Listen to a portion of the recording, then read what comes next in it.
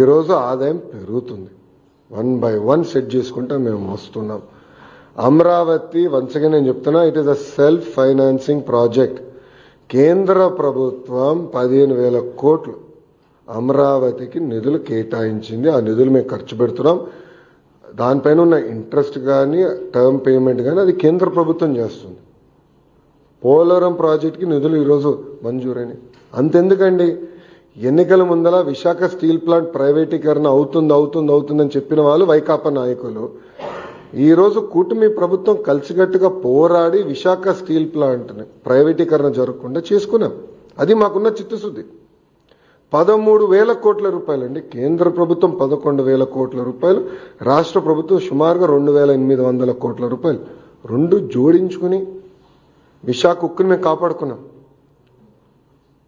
అది దాని గురించి మాట్లాడమనండి.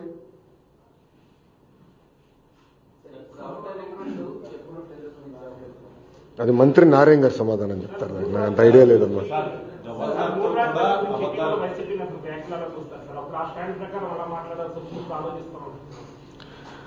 అంటే ముందల జగన్మోహన్ రెడ్డి గారికి సబ్జెక్ట్ మీద క్లారిటీ ఉంటే బాగుంటుంది కదా. మీడియా మిత్రులు వెళ్ళినప్పుడు అడగాల్సింది ఆయన స్టాండ్ ఏంటో అమరావతి పైన. అంటే ఒక రాజధాని కట్టుబడి ఉన్నాడా లేదంటే 3 ముక్కలు ఆటలాడుతున్నారా అనేది ఆయన సూటిగా ప్రశ్నించాడు. పాపం ఆయన చేతుల్లో ఏముందబ్బా, ఆయన చేతుల్లో ఏముందా? అక్కడ సజ్జల స్క్రిప్ట్ పంపిస్తే ఈయన చదువుతాడు కౌన్సిల్లో కూర్చుని. అంతే కదా జరిగేది.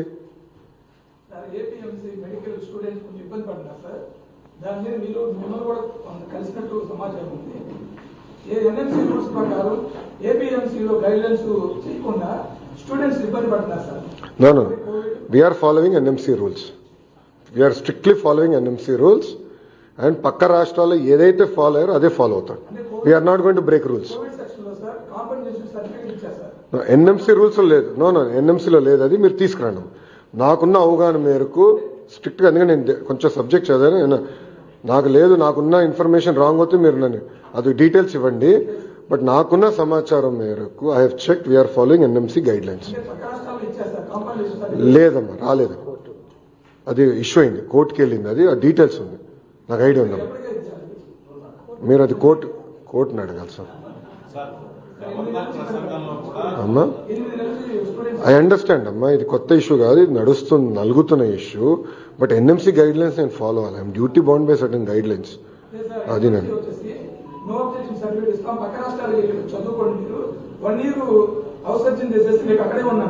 మన ప్రభుత్వం ఇక్కడికి ప్రజలను కానీ కంపెనీలు కానీ ఆహ్వానిస్తుంది కొంతమంది అందరినీ.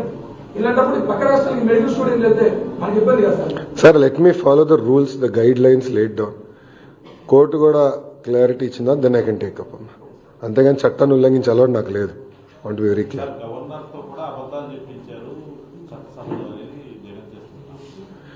అమ్మా మీరు గమనిస్తే వాస్తవాలే గవర్నర్ గారు పలికారు. చాలా క్లారిటీగా ఉంది. స్పీచ్ పైన కూడా కౌన్సిల్లో వాళ్ళు దుష్ప్రచారం చేయాలని ప్రయత్నించినప్పుడు నేను చాలా స్పష్టంగా చదివి చెప్పాను.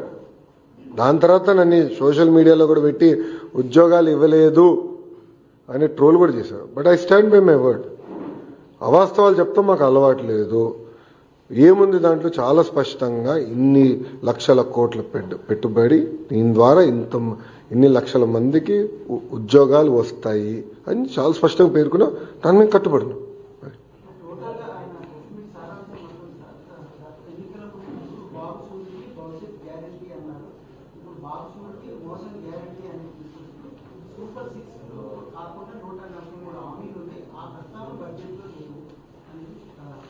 సార్ ఒక మాట అడుగుతున్నా, సిపిఎస్ఐని ఎందుకు రద్దు చేయలేదండి?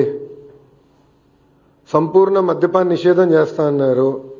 సొంత బినామీలు పెట్టుకుని అడ్డగోలుగా మద్యం పైన డబ్బులు సంపాదించాడు, అవునా కదా? ఓకే, సూటిగా ప్రశ్నిస్తున్నా, సొంత బిడ్డలపైన ప్రమాణం చేయమనండి ఆయన అవినీతి చేయలేదని. మద్యంలో సొంత బిడ్డలపైన ప్రమాణం చేయమనండి, మద్యంలో నేను అవినీతి చేయలేదని. Will accept. జగన్మోహన్ రెడ్డి గారు ఛాలెంజ్ చేస్తున్నాను, ప్రమాణం చేయమనండి. అదే ఆయన హామీలు నిలబెట్టుకుని మమ్మల్ని ప్రశ్నిస్తాడు ఆయన. బస్ పెన్షన్, మేము 20 లక్షల ఉద్యోగాలు ఫస్ట్. మీరు బాబు షూరిటీ భవిష్యత్ గ్యారంటీ మీరు చూస్తే బాబు సూపర్ 6లో మొదటి హామీ 20 లక్షల ఉద్యోగాలు. చాలా స్పష్టంగా ప్రైవేట్ ప్రభుత్వ రంగంలో అని చెప్పాం. మేము ప్రైవేట్ రంగంలో పెద్ద ఎత్తున పెట్టుబడులు తీసుకొచ్చాం, ఇంకా తీసుకొస్తాం. నంబర్ 2 టెట్ నిర్వహించాం. డిఎస్సి నోటిఫికేషన్ వచ్చి గల 1 మ్యాన్ కమిటీ రిపోర్ట్ వచ్చిన తర్వాత, 1 మ్యాన్ కమిషన్ రిపోర్ట్ వచ్చిన తర్వాత దెన్ నిర్ణయం అంటే మన నోటిఫికేషన్ ఇద్దామని ప్రభుత్వం ఒక నిర్ణయం తీసుకుని, అది ఈ నెలలో వస్తుందని భావిస్తున్నాం.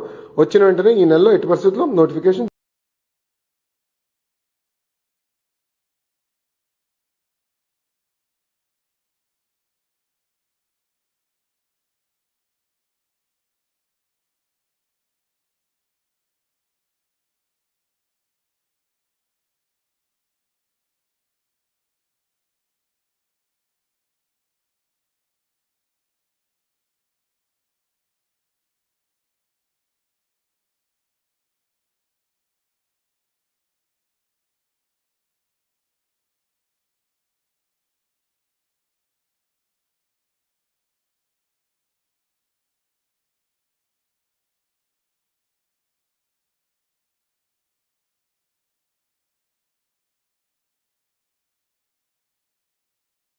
ఎవరు తగ్గించారని ఎవరు చెప్పారు?